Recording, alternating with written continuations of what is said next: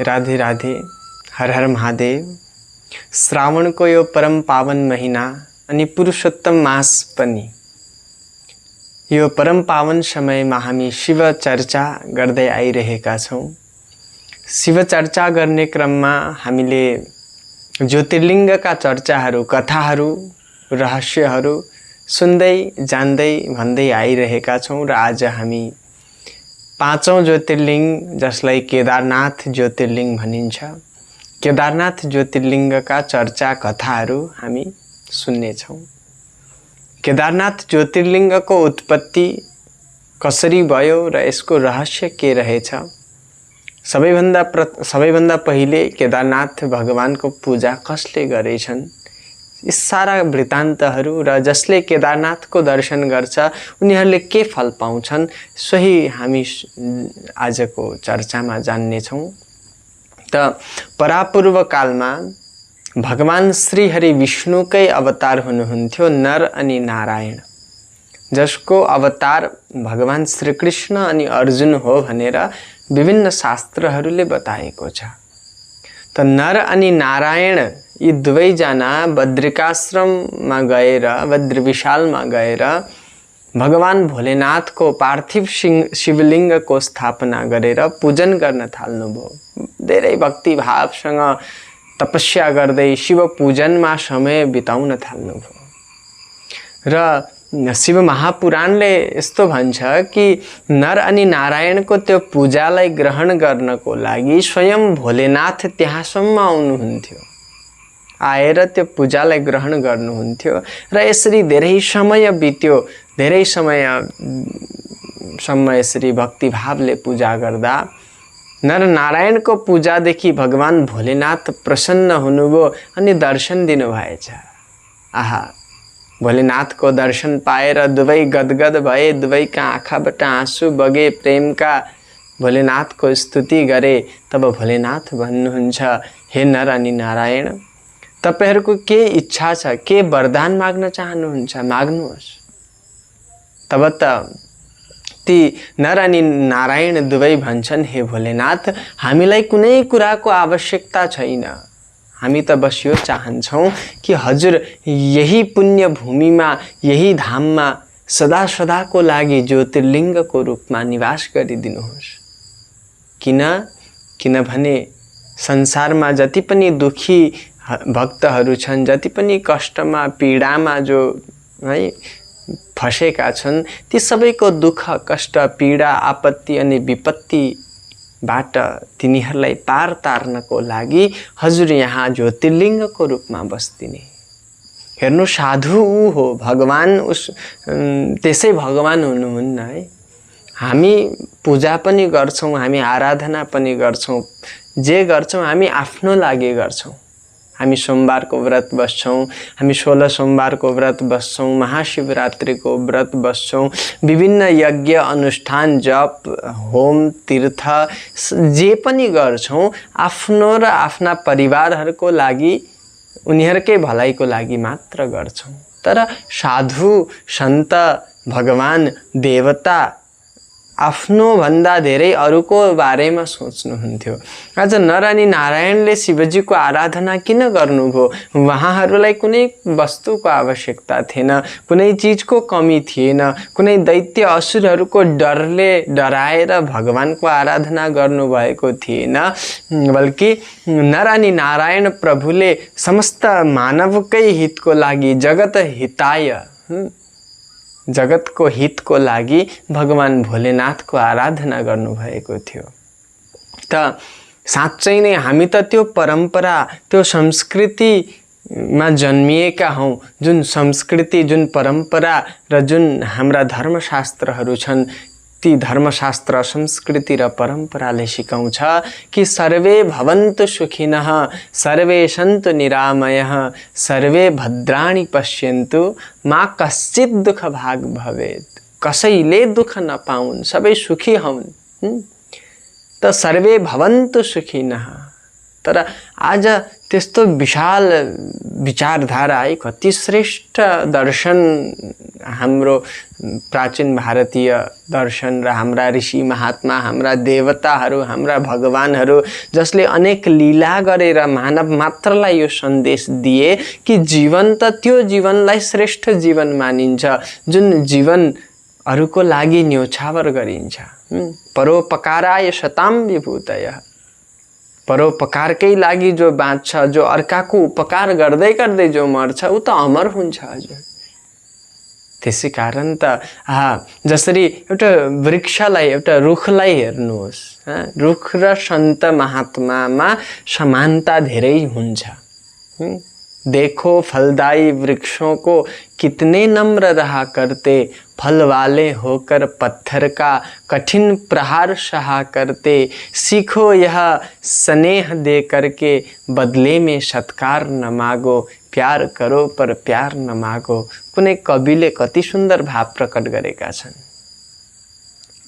भनिन्छ पनि छायामन्यस्य कुर्वन्ति स्वयं तिष्ठन्ति चातपे, फलान्यपि परार्थाय वृक्षाः सत्पुरुषाइव। सत्पुरुष यानी सन्त महात्मा साधुजन जस्तै वृक्षहरू पनि छन्। किनभने त्यो गर्मीमा है आफू घाममा पिल्सिन्छन् तर अरूलाई छाया बाँड्छन्। छायाम अन्यस्य कुर्वन्ति स्वयं तिष्ठन्ति चातपे। अनि फलान्यपि परार्थाय, फलहरू पनि स्वयं आपको रुखले आफ्नो फल आफै खाँदैन, फलहरू पनि अरूकै लागि, छाया पनि अरूलाई नै। दाउरा घाँसदेखि लिएर सानोदेखि लिएर अन्तिमसम्म रुखले, वृक्षले आफ्नो सम्पूर्ण जीवन जगत हितको लागि, अरूकै कल्याणको लागि प्रदान गर्ने गर्छन्। त्यति मात्र होइन, आकाशमा हेर्नुहोस् मेघहरू है, बादलहरू जसले लोकहितको लागि अहिले त श्रावण महिना बर्सिरहन्छन् बादलहरू है, त्यो वर्षा पनि आफ्नो लागि नभएर जगतकै लागि हो। कवि लेखनाथ पौडेलले ऋतु विचारमा बडो सुन्दर वर्णन गर्नुभएको छ। लोकोपकारमा सुम्प्यो मेघले सब जीवन, सबै यस्तै भएदेखि दुःख हुन्थ्यो हरेकिन। आहा, भन्नुको तात्पर्य के हो भने जो अरूको लागि बाँच्छ ऊ मरेर गए तापनि ऊ सदा अमर रहन्छ। हामीले भानुभक्त अनि घाँसीका संवादहरू पढेका छौँ। भानुभक्तले घाँसीबाट कस्तो ज्ञान प्राप्त गर्नुभयो है। घाँसी दरिद्र घरको तर बुद्धि कस्तो, मै भानुभक्त धनी भई किन आज यस्तो। मेरा इनार न त सत्तल पाटी केही छन्, जे जति छन् सब घरभित्र नै छन्। यस घाँसीले मकन आज दिएछ अर्ती, धिक्कार होस् मकन बाँच्नु नराखी कीर्ति। यानी यस्तो कर्म गर्नुपर्छ जुन कर्म चाहिँ जगत हितको लागि होस्। आज तिनै व्यक्तित्वहरू जीवित छन्, अमर छन्, जो अरूको लागि बाँचेका छन् है। आज स्वामी विवेकानन्द यस्ता अनेक अनेक महापुरुष है हाम्रा इतिहासमा जो कहिले मरे तापनि, बुद्ध बितेर गए तापनि बुद्धत्व आज पनि जीवित छ।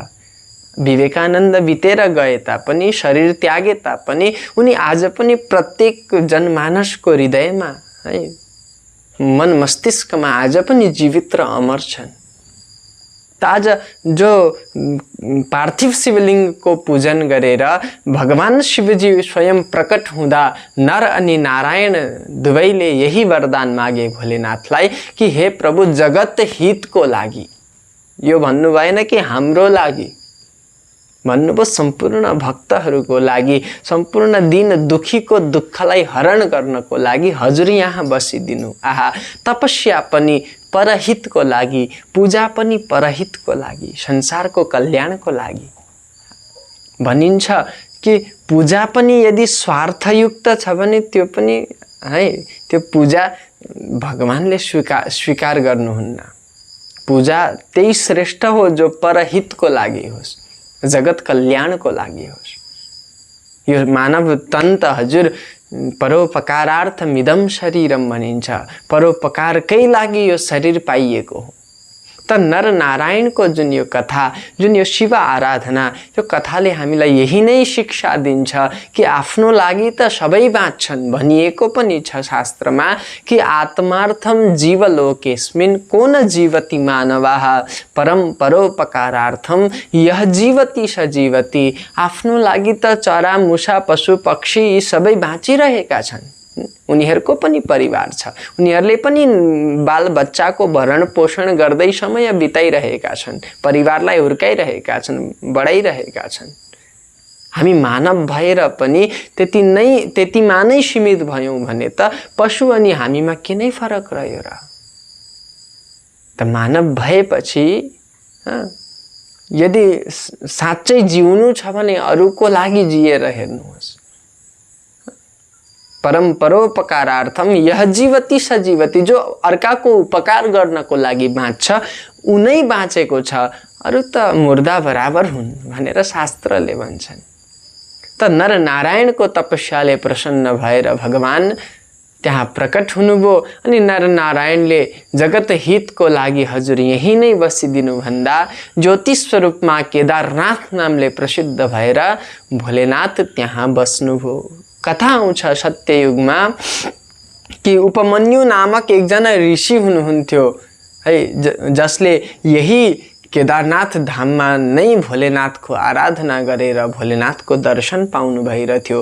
र पछि गएर यिनै उपमन्युले भगवान श्रीकृष्णलाई पाशुपत विद्या, पाशुपत दर्शनको ज्ञान दिनुभयो, दीक्षा दिनुभयो र उपमन्युलाई नै गुरु बनाएर भगवान श्रीकृष्णले शिव आराधना गरेका कथाहरू महाभारत आदि ग्रन्थहरूमा र शिव महापुराणमा प्रसिद्ध छन्। र कोटि रुद्र संहिताको यो परम पावन कथा श्री केदारनाथ ज्योतिर्लिङ्गको उत्पत्तिको रहस्य, साथसाथमा महाभारत आदिमा अन्य कथाहरू पनि छन्। जब पाण्डवहरू है आफ्ना युद्ध सकेर आफ्ना गुरुहरूलाई, आफ्ना दाजुभाइहरूलाई मारेको जुन पाप है, त्यो पापलाई पखाल्नको लागि के गर्ने त? हामीले त मार्यौँ बन्धु बान्धवहरूलाई, गुरुजनहरूलाई, सगा सम्बन्धी सबैलाई मार्यौँ, पाप त लाग्यो। हे कृष्ण, अब यो पाप कसरी पखालिन्छ भन्दा माधवले भन्नुभयो पाप पखाल्नु छ भने महादेवको उपासना गर्नु। तब त महादेवको खोजीमा निस्किएछन् पाण्डवहरू। महादेव रिसाउनु भएछ पाण्डवहरूसँग, त महादेव लुक्नुभयो, खोज्न छोडेन नि पाण्डवहरूले। खोज्दै खोज्दै खोज्दै गएछन् केदारनाथ धामसम्म, बद्री विशालको त्यो क्षेत्र केदारनाथ धाममा। त्यहाँ पुगेर बडो प्रेमसँग शिवजीलाई खोज्दै थिए है। शिवजी एउटा भैँसीको, महिषको रूप धारण गरेर गाई भैँसीको समूहमा गएर लुक्नु भएछ। त्यति बेला कथा आउँछ कि भीमले विशाल शरीर धारण गरेर दुईवटा पर्वतमा दुईवटा खुट्टा यसरी राखिदिएछन्। त भीमको त्यो विशाल आकृति देखेर सबै गाई भैँसीहरू डराएर भागेछन्। भीमको दुई खुट्टाको बीच मुनिबाट भागेछन्। तर महादेवलाई त्यो दुईटा है खुट्टाको मुनिबाट जान मन परेन र महादेव महिषको रूप धारण गरेर त्यही नै बस्नुभयो, हल्लिनु भएन। पाण्डवहरूले चिनेछन् अनि महिष रूपी महादेवलाई पक्रिन खोज्दा महादेव जमिनमा नै, भुइँमा नै हराउन थाल्नुभयो। तब महादेवको जसरी गाई भैँसीको जुरो हुन्छ त्यस्तै जुरो त्यहाँ थियो। त जुरोमा समातेछन् भीमले अनि सारा पाण्डवहरूले पनि महादेवको लागि स्तुति आराधना गर्दै त्यो भैँसीको जुरोमा समात्दा महादेव त्यहाँ प्रकट भएर पाण्डवहरूलाई सम्पूर्ण पापबाट मुक्त गराउनु भइरहेथ्यो। र आज पनि शिवजीका प्रत्येक अन्य लिङ्गहरू गोल आकारमा पाइन्छ। सोमनाथदेखि लिएर सम्पूर्ण ज्योतिर्लिङ्गहरू गोल आकारमा छ, तर केदारनाथ ज्योतिर्लिङ्ग यो त्रिभुज आकारमा छ है। तीन ट्रायंगल भनौँ, त्रिभुज आकारमा छ। मानौ महिषको त्यो जुरो नै शिवलिङ्गको रूपमा त्यहाँ प्रकट भएको कथा र मान्यताहरू विभिन्न ग्रन्थहरूमा पाइन्छ। त यस्ता दिव्य केदारनाथ धाम जसको दर्शन गर्नाले शिव महापुराणले भन्छ जसले एकचोटि श्रद्धासँग तीर्थयात्रामा जुन नियमहरू छन् ती नियमहरूलाई पालन गर्दै गर्दै केदारनाथ धामको दर्शन गर्छ उसले फेरि संसारमा जन्मनु पर्दैन भनेर शिव महापुराणमा भनिन्छ। तर अब हिजो आजको तीर्थयात्रा अनि दर्शन कति शास्त्र सम्मत छ है? शास्त्रले बताए अनुसार हामी तीर्थयात्रा गर्दैछौँ कि मनमा जे आयो त्यही अनुसार हामी गर्दैछौँ, त्यो विचारणीय कुरा छ। त केदारनाथ धामको अर्को पनि के विशेषता छ भने त्यहाँ कंगन यानी चुरा जो हामी बाला लगाउँछौँ, यदि त्यो लगेर भगवान शङ्करलाई चढायौँ भने भगवान शङ्कर साह्रै छिटो प्रसन्न हुनुहुन्छ भन्ने मान्यता पनि शिव महापुराणको कोटिरुद्र संहितामा पाइन्छ। र अर्को पनि के विशेषता छ भने जो केदारनाथ यात्रामा जाँदैछ पुगेको छैन, नपुगिकन उसको प्राण निस्कियो अथवा उसको मृत्यु भयो भने पनि उसले फेरि जन्मनु पर्दैन, उसले सिधै मोक्ष पाउँछ भनेर श्री शिव महापुराणको कोटिरुद्र संहितामा वर्णन गरिएको छ। श्लोक आउँछ, केदारेशस्य भक्ताये मार्गस्थास्तस्य वै मृताः तेपि मुक्ता भवन्तेव नात्र कार्या विचारणा। शिव महापुराणको कोटिरुद्र संहितामा 19 अध्यायको 22 नम्बरको श्लोकमा यो बडो सुन्दर वर्णन छ कि जसले मार्गमा नै शरीर त्याग्छ भने तापनि शिवलोकलाई प्राप्त गर्छ। त यस्ता दिव्य केदारनाथ जो 5औं ज्योतिर्लिङ्गमा एक हुनुहुन्छ, जसको महिमा गाएर गाउन सकिन्न र हिमालयको त्यो कोखमा रहेको दिव्य ज्योतिर्लिङ्ग जो 6 महिना बन्द हुन्छ। एउटा लोक कथा पनि आउँछ कि एकजना भगवानका शङ्करका अत्यन्त प्रिय भक्त थिए जो भगवान धेरै टाढाबाट केदारनाथ धामको दर्शन गर्ने इच्छा मनमा बोकेर गएछन् शिवनाम जप्दै केदारनाथ। तर हजुर शिवलीला पुग्दा पुग्दै द्वार कपाट बन्द हुने समय भएछ। 6 महिनाको लागि अब बन्द हुँदै थियो, पुगेछन् ती भक्त त्यति नै बेला मूल दैलो त बन्द भइसकेको रहेछ। दर्शन पाएनन्, रुन थाले, कराउन थाले। पुजारीजीसँग बार बार प्रार्थना गर्छन्, हे पुजारीजी एकचोटि दर्शन गर्न दिनु न। तब पुजारीजी भन्नुहुन्छ, हेर बाबु नियम भनेको नियम हो, यो बन्द भइसक्यो, अब त 6 महिना पछि आउनु। आहा, शिव दर्शनको लालसा यति थियो, इच्छा यति थियो कि म त दर्शन नगरी म छाड्दिनँ, कि त यो शरीरलाई छाड्दिन्छु या त दर्शन गर्छु, जिद गर्न थाले। तब त पुजारीजी भन्छन्, हेर बाबु अब तिमीले दर्शन त महादेवको कृपा भयो भने मात्र पाउँछौ, नभए त 6 महिना त तिमीले पर्खनै पर्छ। यति भनेर गएछन् सबै है।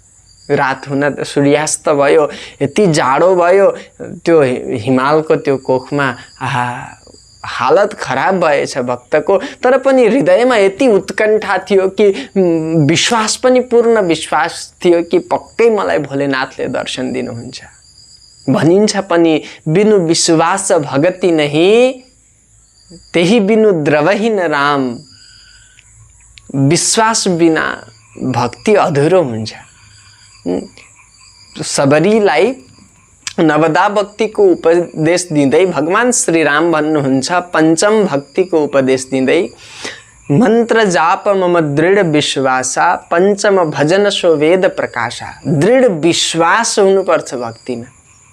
त पूर्ण विश्वास रहेछ ऊ भक्तलाई कि मलाई महादेवले पक्का दर्शन दिनुहुन्छ।